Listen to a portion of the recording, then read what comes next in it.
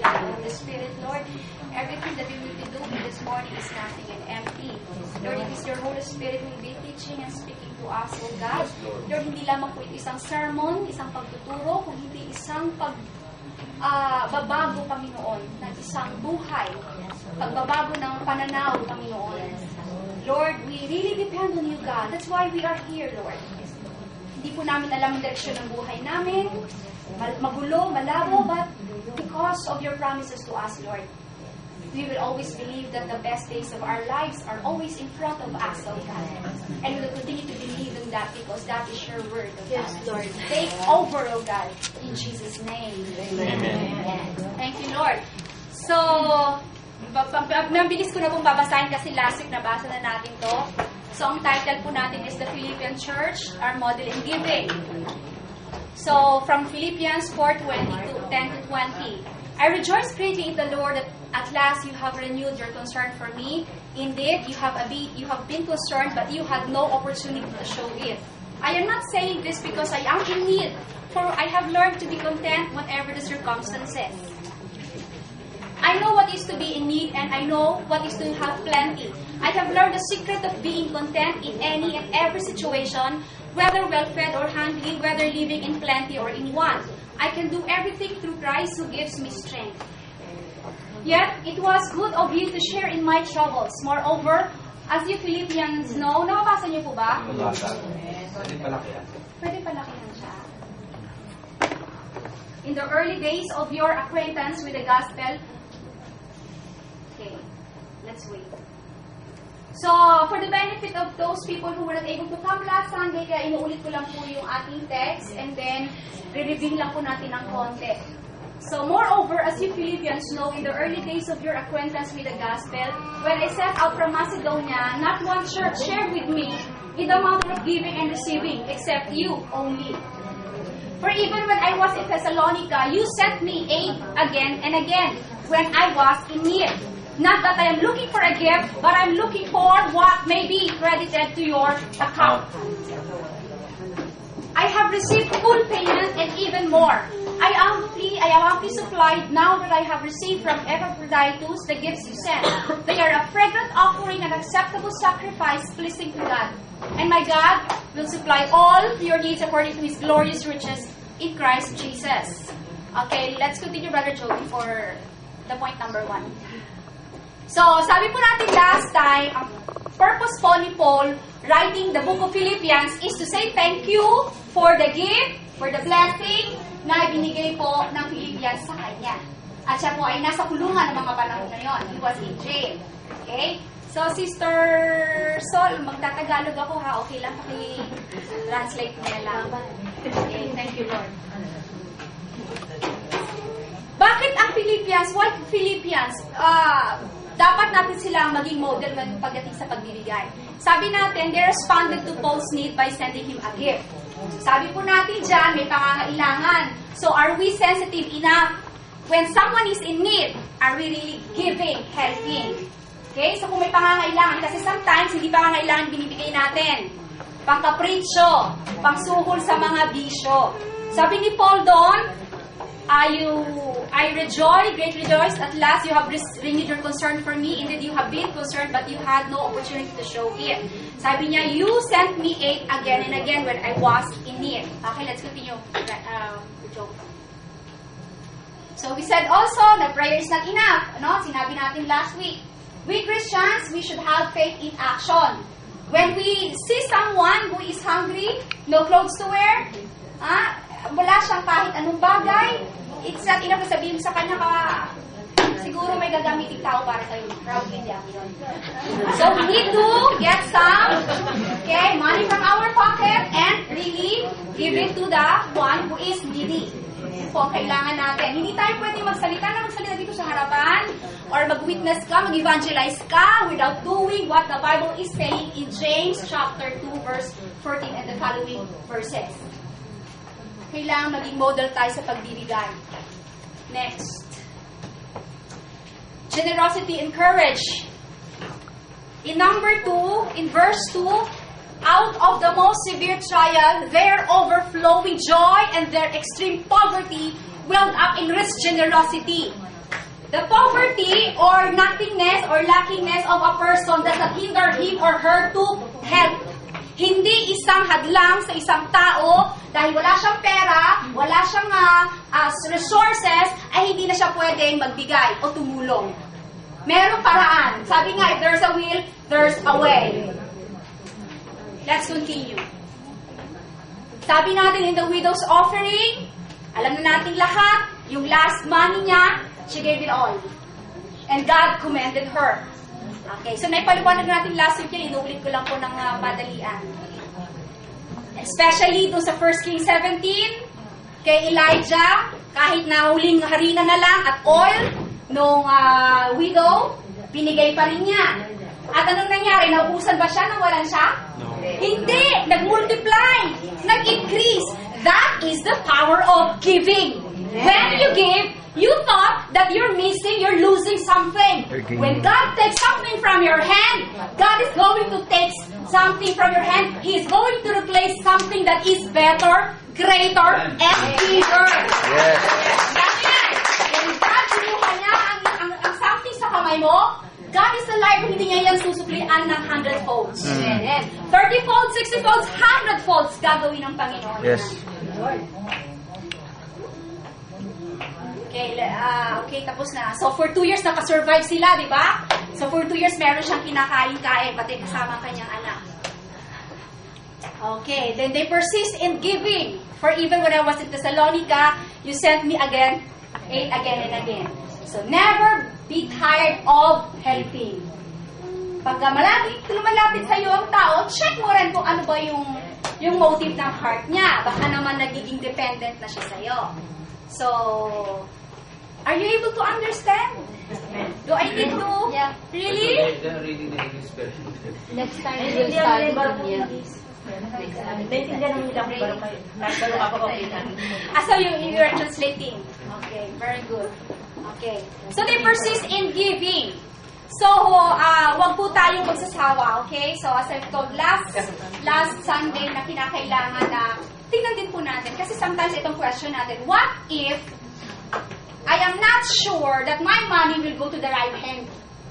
Somebody nasa church or kunwari. Diba? Tapos hindi mo alam kung yung ba ay manggagancho lang pala. So, that was also my question many years ago. Sabi ko, Lord, someone is rebuking me and correcting me sa aking pagbibigay. Tapos, sabi ko, Lord, sabi niya kasi, paano kung hindi ka sure kung mapupunta yan sa mabuting kamay? So, I was questioning God about that question. Kasi alam ko, that's also your question eh. Di ba marami lumalapit sa atin na humihingi ng tulong. Sometimes we need to really be discerning who are the right people, or which church, or ministry, or Christian organization we are extending our help to. So, kailangan discerning tayo. So, when I was reading the Bible, may nabasa po ako sa ilalim po na footnote. Sabi niya ron na, when you give something to God, or to someone who is in need, and you are not sure if that person will use the money in the right way, God honors and really sees the desires of your heart. And God will reward you. Pero kung alam mo na gagamitin niya yun kung saan-saan lang, then don't give. You just give talaga. If you're really not aware kung saan niya gagamitin, and then you give. And God will reward. And later you will be surprised. Ang galing-galing pala ng Lord. May mga promises siya sa atin when it comes to giving generously. And let us not become weary in doing good. For at the proper time, we will reap a harvest if we do not give up. So, di ba sabi nga ni Pastor last Sunday, huwag daw tayong mapagod sa paggawa ng mabuti. Kasi you are going to get something out of your giving, out of your generosity. Probably hindi nga lang today eh. Probably it could be tomorrow or someday. Hindi natin alam. Kaya lang, kinakailangan nating sundin kung ano sinasabi ng Lord sa atin na tayo ay tumulong at magbigay. Okay, let's continue, Brother Joey. And their giving is for their benefit. Tingnan ninyo ha. The Philippians giving is for their benefit. It's not for the benefit of Paul. Of course, Paul received something from the Philippians. Pero sino ang nag-benefit na mas higit? Sino ang mas pinagpala na higit at sobra-sobra? Kung hindi ang nagbigay. Amen. Sabi ko dito, not that I am looking for a gift. may be credited to your Account. account. Thank you, Lord. Alam na alam ni Pablo. He knows very well the Bible. In Matthew, mag-lay up ng treasure sa langit. Sige, Joey, pakipasok mga Joey. Alam niya eh. Sabi niya, do not store up for yourselves treasures on earth where moth and rust destroy and where the thieves break in and steal. But store up for yourselves treasures in heaven where moth and rust do not destroy and where thieves do not break and steal. For where your treasure is, there your heart will be also. That's right. Amen. When you are helping the poor, giving your tithes, your offering, helping the ministry, sending money to a Christian organization, Charity. helping some people in the depressed or squatter areas, what does it say here there? You are storing up Treasure for in yourself heaven. treasures in heaven. If you do not have a bank account here or an investment here on earth, but if you are habitually giving and helping generously and with a pure heart, a pure motive, you are building treasures in heaven. Amen. Kahit wala kang bahay dito, kahit wala kang 100 lapad sa bangko mo, kahit wala kang properties. And you know what? This is the good news. When you give, you are giving God all the reason to open the gates of heaven and pour out the blessings upon your life that you will have no enough room to contain them. Bakit? Kasi yun eh. Sabi niya, you are storing up yourself treasures in heaven. Nagbibigay ka ng lahat ng dahilan para buksan ng Diyos ang bintana ng langit para ibuhos niya. Ako, I'm really convinced of this. That our giving, your giving, my giving, will bring me to somewhere. Amen. It will give something to my life. May gagawin na pagbibigay natin. Huwag kang matakot na maulan at mabawasan. Amen. Kahit nangangailangan ka, katulad ng widow. Wala na siya. But he fed the man of God. He supported the prophet who was Elijah. And she saw the miracle in her life. That's right. Kung siya ba ay hindi nagbigay doon sa man of God na si Elijah, makaka-experience kaya siya ng 2 years. miracle? None. May drought po noong panahon na yun. Walang mga pagkain, walang mga tubig. Mamamatay sila dahil sabi nga, the following day, eto na lang kakainin namin. Probably we will die. Pero ang ginawa niya, nagbigay pa rin siya. Kaya, don't say na this is my last money, this is my last food. Don't you know that your last money is your favor that you will receive from God. Amen. Diyan mo ma-experience ang miracle. Kung wala ka nang maibigay, nagbibigay ka pa rin. In 2 Corinthians 9:6, sowing generously. Remember this, a farmer who plants only a few seeds will get a small crop. But the one who plants generously will get a generous crop. Tandaan niyo ito. Ang naghahasik ng kakaunti ay mag-aani ng kakaunti. At ang naghahasik naman ng marami ay nag-aani ng marami. Sino dito ang naghahasik ng kakaunti? Expect that your crop will be few. But if you are planting more seeds, expect for great harvest. Amen. Don't doubt the word of God. When God says it, He will keep it. He will do it. Amen. Stand on the word. If you're in need today, why don't you make a sacrificial seed by sowing that seed and see the miracle of God in your life? Amen. Makikita po natin yon. Sabi nga, test me on this eh. Subukan niyo ako dito. And now, He who supplies seed, ang He doon ay ang Diyos. Siya ang nagbibigay ng binhi, okay? He is supplying the seed to the sower and bread for food. And where are we? Will supply and multiply your seed for sowing and increase the harvest of your righteousness.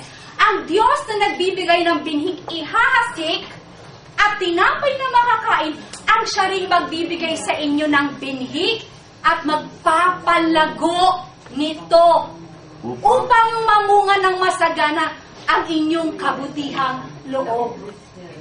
Thank you, Lord. See, God is the one who gives you the seed. Ano ba yung seed? Ano ba yung binhi? Yun yung mga resources o money na ibinibigay niya sa'yo, material blessings or blessings, financial blessings. When God gives you the seed in your hand, God is expecting that you will not keep and eat the seed. But you are going to sow, give. Remember this.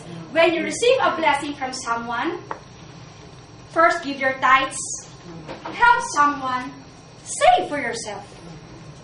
Okay? So another person comes to you, he gives you a lot of property, tithes, help someone, save for yourself. Why save for yourself? Because God is also a God of order. And God has given us the wisdom how to really make sure of our future, though our future is in the hand of God. Gusto rin naman ng Panginoon na katulad ng mga langgam in the book of Proverbs, di ba? Sila ay nagtatabi rin. At paano may lumapit sa'yo dahil may savings ka, meron ka na mag-ibigay. Amen. Hindi para kung saan bagay. Kundi, of course, you have to enjoy it also. Kasi blessing yun ng Lord. Pero you have to always put in your mind na meron akong tutulungan sa blessing na ito. Sabi niya ron, balik tayo. At pag binigyan ka ng Lord ng binhi o ng seed sa kamay mo, at kinain mo yun. Ibig sabihin, ginastos mo, sa pinala, sinugal mo, pinachingko mo, pinang-beer house mo, pinang-babae mo, pinang-lalaki mo, or kung ano-anong bisyo. Next time, hindi niya nagbibigyan ng binhi. Ibibigyan niya yun sa someone o sa isang tao na nagtatanim. Amen. Kung gusto mong bigyan ka ng binhi ng Panginoon, make sure na you are a good planter. And you are not just planting seed, but many seeds for you to have a great harvest. Givers always have more than enough. Okay, givers always have more than enough. So, binibigyan lagi ng Panginoon ang mga nagbibigay para sila ay makapagbigay pa ng higit pa. Continue. You will be made In rich. 2 Corinthians 9:11, you will be made rich in every way. Amen. You will be made rich In every way. in every way. Hindi ba gusto yun? Yung narinig nyo? You like it? Diba? I like it also. Every way, thank you, I Lord. will be made rich in every way. In your marriage, in your finances, Health. in your health, Relationship. in your emotions, in your relationship, in your ministry, Bank in your account. business, in your job, name it. All. And God will make you rich. Yes. Because In every way. why? You are Giver. giving generously. You will be made rich in every way so that you can be generous Amen. on every occasion. Stop muna tayo doon. You will be made rich in every way so that you can be generous on every Every occasion. occasion. Hindi po sinabi doon na papayamanin kita, anak, para ikaw ay makapunta ng buong mundo at enjoyin mo ang lahat ng alak sa buong mundo. No! Hindi niya sinabi doon na I will make you rich so that you can buy all the things that you want. The Hindi luxuries. it. But God says, through Paul, you will be made rich in every way. So that what? Generous. Yun. Generous. Bakit kanya pinayayaman? Bakit kanya binibless? Para maging blessing. Para maging blessing sa iba. Yes. Amen. Tama yun when God blesses us because God wants us to really enjoy that blessing. Pero lagi niyong tatandaan, pag kayo tumanggap ng blessing, ang increase in salary, Bonus. increase in sales, bonus, mid-year bonus, year-end bonus, kung anong klaseng blessing yan, see to it na meron kayong pinagkapala. Thank you, Lord. At ang sabi ko nga, hindi lang ang pamilya, ha? Eto pag uulit-ulitin ko, huwag tayong maging sarado sa pagtulong lang sa pamilya. Kasi the family who is close to us, it's easy to get the money from our pocket. Diba? Tawagan ka lang eh. Iyakan ka lang eh. Ayan na eh. Talaga natatarantak sa bangko, PNB, no? Saka Metro Bank, nag-withdraw ka na. But what I'm saying here is, tinatawagan na yung mga door-to-door. So what I'm saying is, help those strangers you don't know. Probably, I said last Sunday, yung neighbor ninyo, yung pastor nyo doon, probably may kilala kayo, hindi siya makapag-send ng children sa school, yung mga anak niya. or probably a missionary in... Bilisan kita, magmula ulo hanggang paa! Tapos gagawin ginawa mo ko? And the truth of the matter is, talagang kinakailangan when we give something, okay, let's consider it's really a charity that we don't expect na may babalik sa atin. Though, ang Lord, di man may balik ng tao, sino magbabalik sa Lord? Lord. Diyos! Diba? Siyempre kung ang tao, baka bayaran ka lang ng kabuyan yan. Pero ang Diyos, super duper, ang kaya niyang ibigay. Yes. Dahil sa pagbibigay mo. And through us, your generosity will result in thanksgiving to God. Sasaganahin kayo. Masasaganahin kayo ng Diyos sa lahat ng bagay para lalo kayo makatulong sa marami. Sabihin nyo nga ito, wait lang ha, pasasaganahin ako, okay? Ako. Pasasaganahin ako ng Diyos sa lahat ng bagay Para lalo na kayo makatulong sa marami. Amen! Sinabi nyo yan, narinig ng Lord yan. Yayaman tayong lahat. God bless us this morning today. Okay? It's gonna be a rich God. Remember that Rich you God. recited that verse here in Machia Cultural Center. Ha? At what time? 10 o'clock, 11 o'clock in the morning. Everybody will be rich. Oh, naka-website daw. Ayun, meron tayong proof na talagang sinabi natin. Remember that? You will Huwag be yung rich. isipin kaagad kung anong gagawin niyo sa I will be money. rich. Think God first. Okay, let's continue. Their giving pleases the Lord. Wait, sino ang mas nag-benefit pag nagbibigay? Yung bang tumanggap o yung Nagbigay. Nagbigay. Giver. Retain that in your mind, ha? The one who gives is the one who gets the benefit. Okay? The reward, the favor. Though pinagpala mo yung binigyan mo, pero mas lalo kang Pinagpala. Remember that, ha? Huwag niyong kaliligtaan yan. Kasi mahirap magbigay pag isipin mo nawalan ako. Pero when you always think na it is more blessed to give than to receive, it would be easy for you to give and to share. And their giving pleases the Lord. Yung pagbibigay ng mga taga-Philippians ay kaaya-aya sa Panginoon. I have received full payment and even more. I am amply supplied now that I have received from Epaphroditus the gift you sent. They are a fragrant offering, an acceptable sacrifice, pleasing to God. Hallelujah. Doon po sa Old Testament, Joey, please show us another slide. Yung pong pagbibigay pala natin, ito ay isang mabangong samyo, amoy, sacrifice pag hahain handog sa Panginoon. Pleasing aroma. Inahalin tulad ang pagbibigay mo pag gumawa ka ng isang bagay sa kapwa mo o nagbigay ka sa Panginoon sa gawain niya, hinahalin tulad pala ang pagbibigay mo sa paghahandog ng mga tao sa Old Testament. It is a pleasing aroma to God. Noah built an altar to the Lord. He then took some of every kind of clean animal and clean bird and offered burnt offerings on the altar. So pagkatapos ng bagyo, ng flood, na 40 days and 40 nights, si Noah made a burnt offering and sacrifice to the Lord. At sabi Lord, and the Lord smelled the pleasing aroma. So it's the same thing when you give.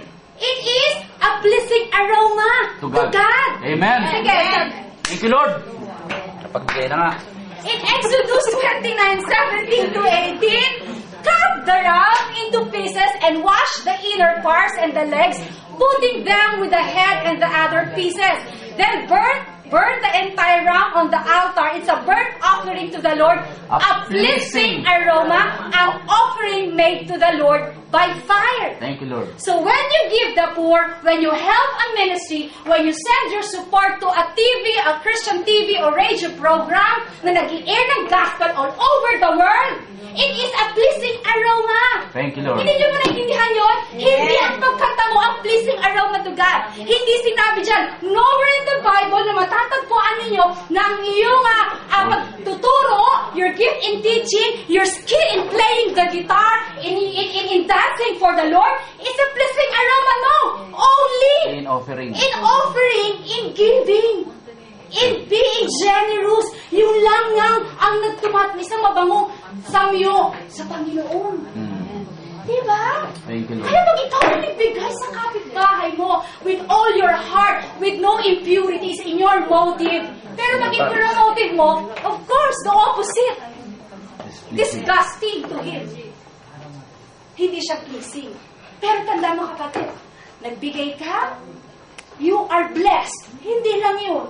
Isang mabangong samyo sa harapan ng Panginoon. And remember again, not just your family. Search kung may internet kayo. Mag-search kayo sa internet. Sino bang matutulungan ko? Ang dami, grabe, as in. We are blessed. Let's continue, Brother Joe. Their giving assures of God's promise to meet their needs. Okay, eto. This is the revelation I got when I was studying this. Lagi kong kinuquote sa Philippians 4:19, and my God shall supply all my needs according to His glorious riches in Christ Jesus. Di ba? Lagi natin kinuquote yun? But notice, Paul said those passages after the Philippians, what? Yes, after they show their generosity. Forgiver only. So, most of us, okay, ulitin ko ha, most of us would like the promise of verse 19 to be universal. Gusto natin angkinin Panglahatan. yung verse na yon na atin talaga. Pero hindi pala. Doon lang pala sa mga nagbibigay na out of their nothingness, sacrificial giving, doon lang pala binigay ng Panginoon ang pangako na yon. Nakuha niyo po ba yun? That's right. Pero we don't have the confidence to say, my God, I am need of 100 laman, and my God will supply all my needs. We don't have the confidence to say it and to claim it. Kung If you are not giving. hindi tayo nagbibigay. Amen. Thank you, Lord. Tayo kay Lord.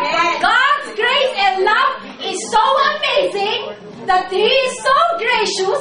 Even you are not giving and or helping, God still meet Your needs. your needs.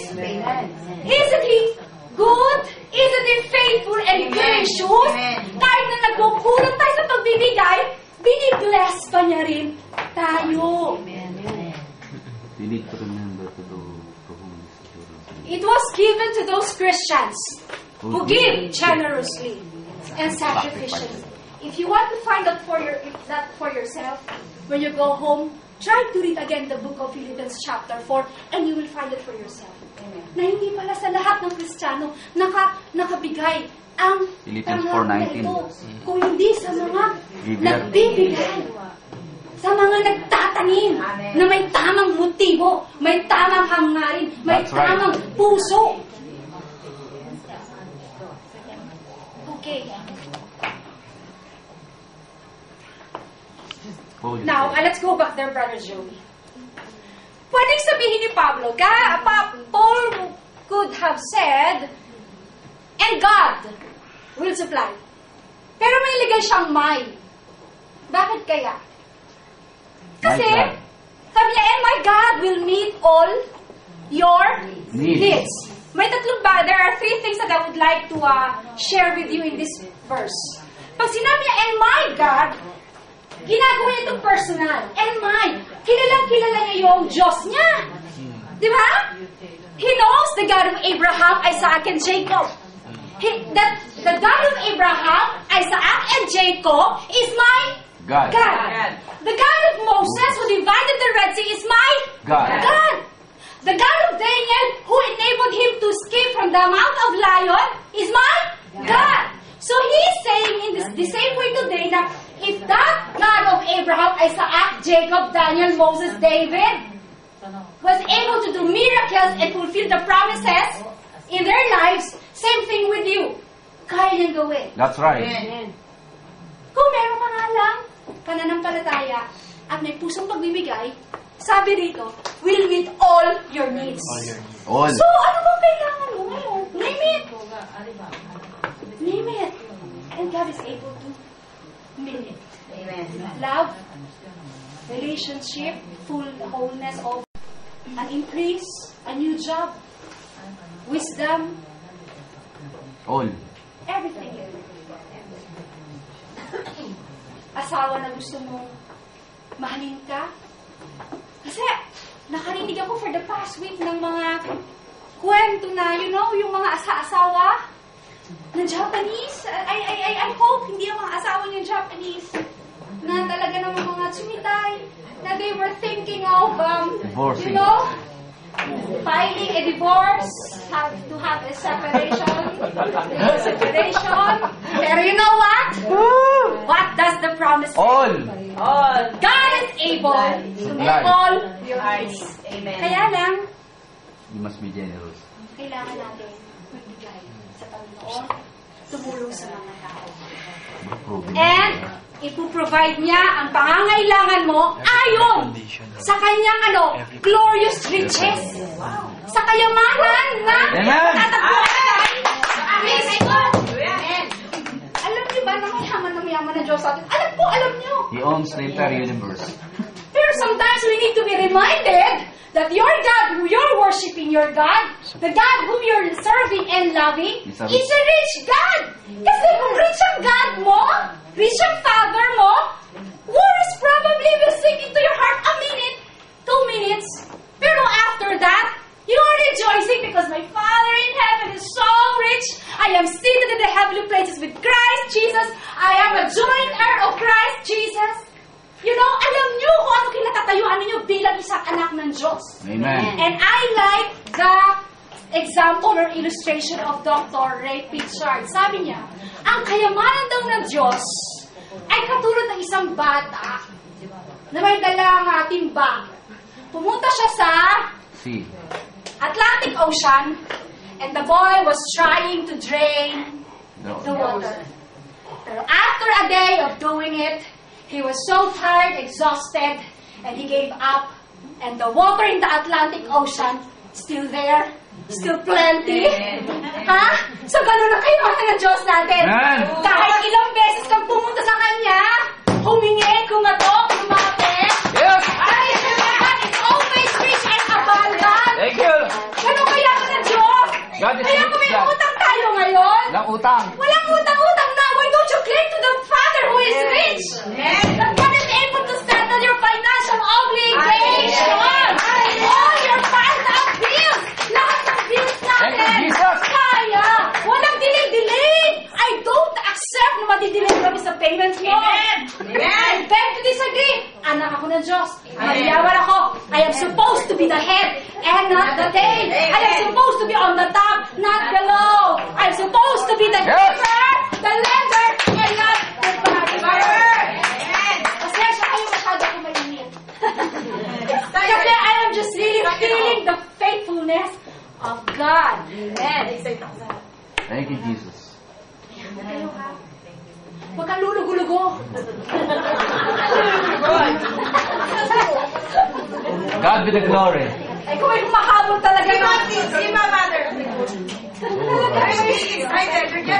Kung may humahabol talaga, talaga lulugo-lugo pa. Pero, you always have to remember, God's riches is for you. Just come to Him, humble yourself before Him, repent from your sins, walk in holiness, walk in dependence on God. Amen. He's going to lift you up. Thank you, Lord. And bring breakthrough in your life. Alam niyo po yun.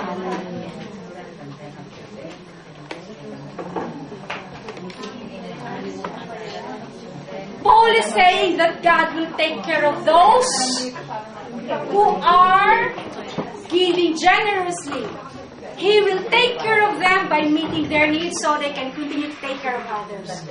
Sabi po ni Pablo na aalagaan ng Lord yung mga tao na tumutulong at nagbibigay upang mas lalo pa sila makapagbigay. Questions?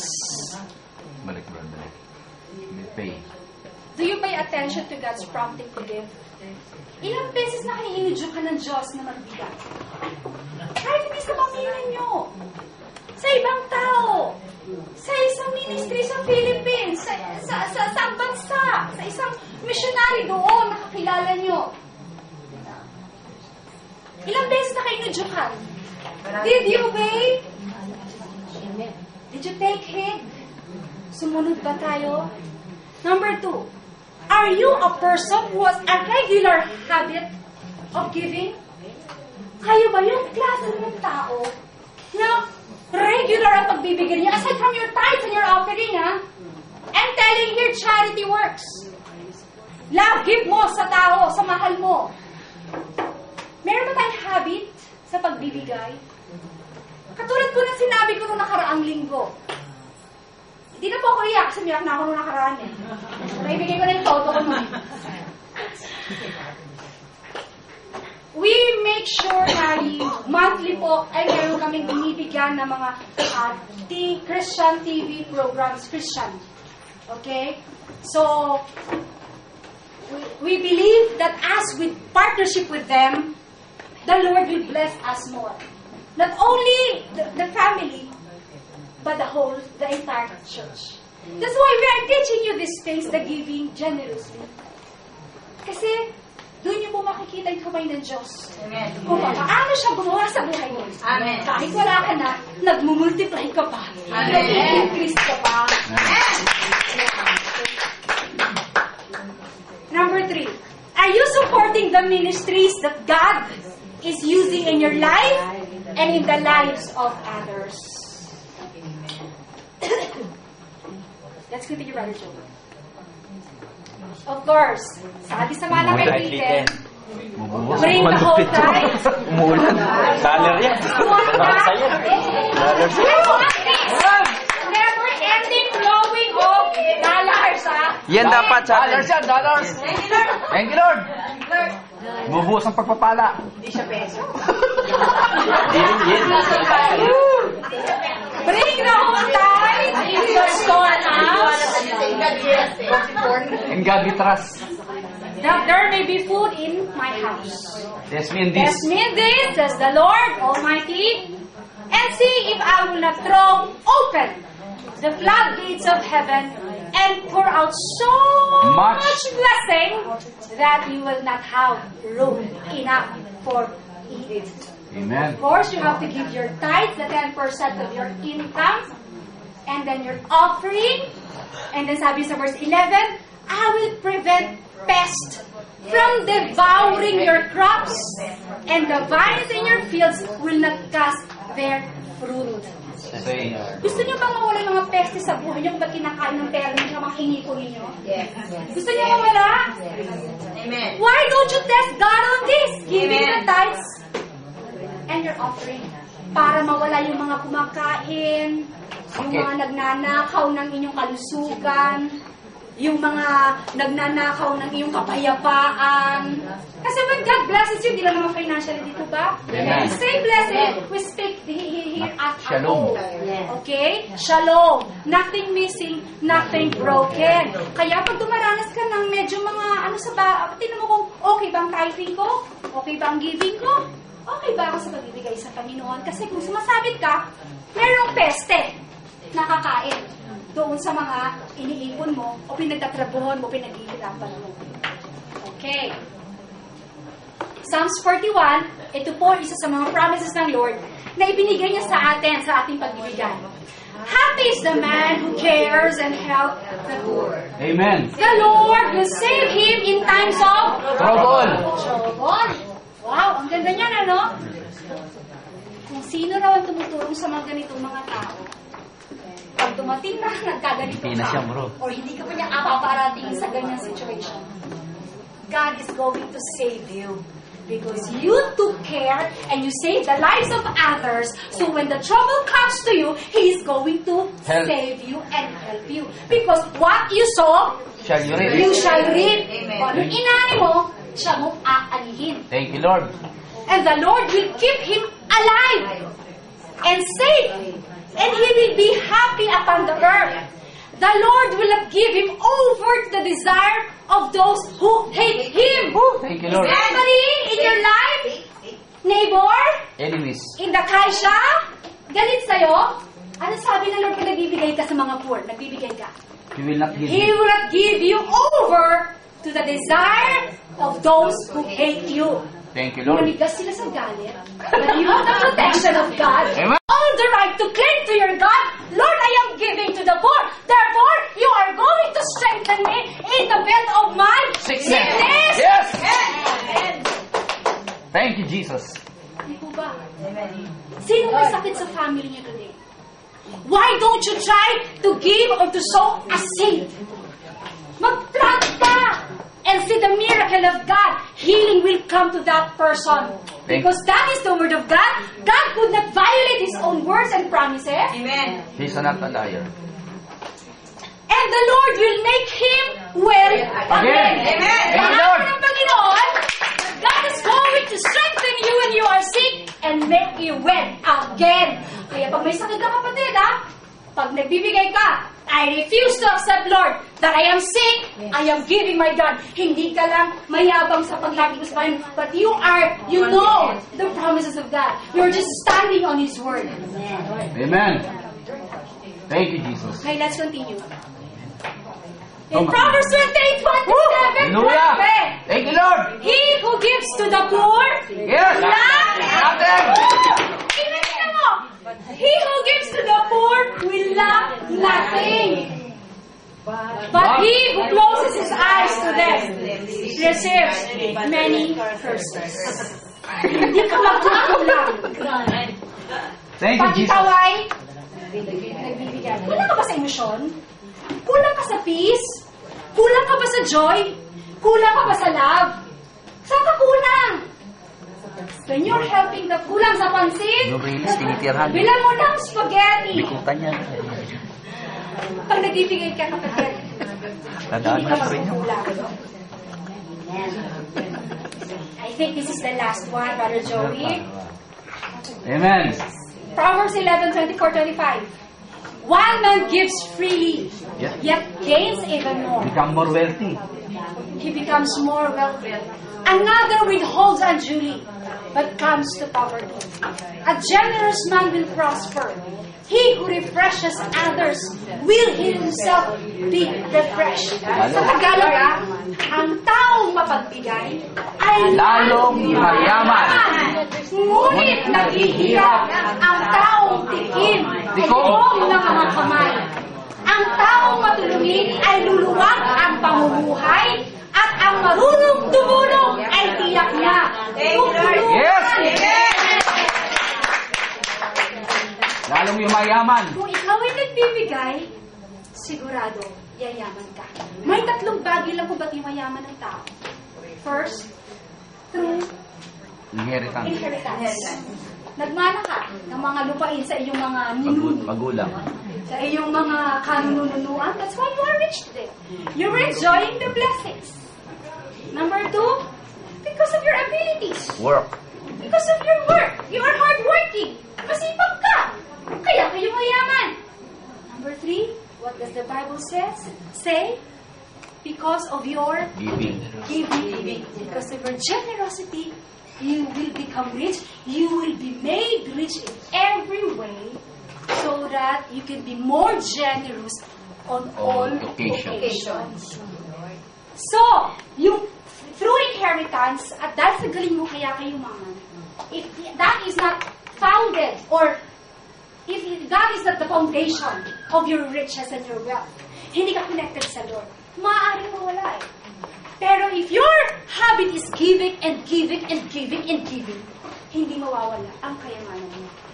Sabi nga hindi lang kayamanan dito, pati kayamanan sa langit. Meron kang iniipo. Yes. Amen. Kaya don't be sad kung wala kang kayamanan dito.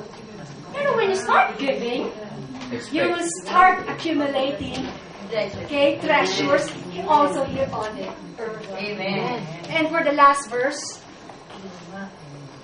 Proverbs 19:17. He who is kind to the poor lends to the Lord. Yes. And He will reward him for what he has done. Parang pagpapautang kay Yahweh ang pagtulong sa mahirap. At pagdating ng panahon, ay siya ang magbabayad. Dami mo tang Could you sa atin. just imagine when you help someone, when you help the ministry, when you give your tithes and your offering, Amen. if you lend money to the Lord, and in due time, God is going to pay you. Yes. At ang bayad ng Panginoon ay Malaki. siksik, liglig, Interest. wow! May interest pa yan, ha? Kaya kapatid, Thank you, Lord. I just pray na hindi lang ito sa sermon kung hindi gawin natin. Amen. If you want to see the miracle of God in your life, start giving again. Hindi lang sa pamilya, okay? Mag-isip tayo ng mga tao na nangangailangan ng tulong. And from there, makikita mo ang breakthrough sa buhay mo. Don't underestimate the power of God. And He is able to do all things beyond you can imagine and think of, because He is a mighty God, a powerful God, a big God, a victorious God, a conquering God, a gracious and a compassionate and a faithful God. So, pag tayo nagbigay sa mga ganitong klaseng tao, pagdating ng panahon, ang Diyos ang magbabayad sa inyo. Hindi man sila makabayad sa inyo, ang Diyos ang gagawin. So, we've learned today, meron pa ba, Brother Joey? Okay. Tell me, I will forget. Show me, I may remember. Involve me, and I will understand. If we do not act, we shall surely be dragged down the long, dark, and shameful corridors of time, reserved for those who possess power without compassion, might without morality, and strength without sight. That is from Martin Luther King Jr. When one child dies every 3 seconds, just because they are poor, you can stand by and let it happen. So, kung gusto niyo pong tumulong sa mga ganitong klaseng tao at wala kayong information about this, you can call Sister Jenny or kami rin ni Pastor. Meron kami mga i-refer sa iyo, i-recommend na pwede matulungan. And our church will be also helping Yeah. This church, with katulad our po na- nurse mission. Tulad sinabi natin last Sunday, there were 10 slaves in Africa who were freed from slavery. We sent $400. Per person cost only $40. Could you just imagine ang papaw na halaga? $40 isang tao? Yeah, 4,000 yen, di ba? Para lang sila mapakawala kasi inaalipin sa lugar, binubusabi sila. Most of them, So we sent $400. When was that? January, February? Basta this year, nagbigay po tayo, ano? And yun po napupunta rin ating mga tithes and offering. Tsaka yung mga nahuhuli, nagbibigay tayo ng pamasahe sa kanila. Pag may nangailangan sa simbahan, nagbibigay din tayo. So, yung po mga binibigay yung tithes and offering, napakaganda po ng pinupuntahan doon. So, Brother Joey, kailan ba tayo magre-report ng ating finances? Ano po? Next week. Ay, dito si Pastor Sada, next week na lang. Sige. Ha? Okay. So, yun. And also, so yun lang po, gusto ko pong balikan. Sa ating pong pagbibigay, napakaganda pong agayahin natin ang mga taga Philippines. Philippi is a place Philippians ang kapat. Because what? They responded to the need of people. They persist in giving. At pag ikaw ang nag-bless, sino mas binibless? Ikaw ba yung tinulungan mo? Ikaw, di ba? So, ang benefit ay laging nasa iyo. Okay? At ano ba? Ang pagbibigay mo isang mabangong samyo. Pakilabas mo nga yung kay Roy Daybox. Yung thank you, Lord.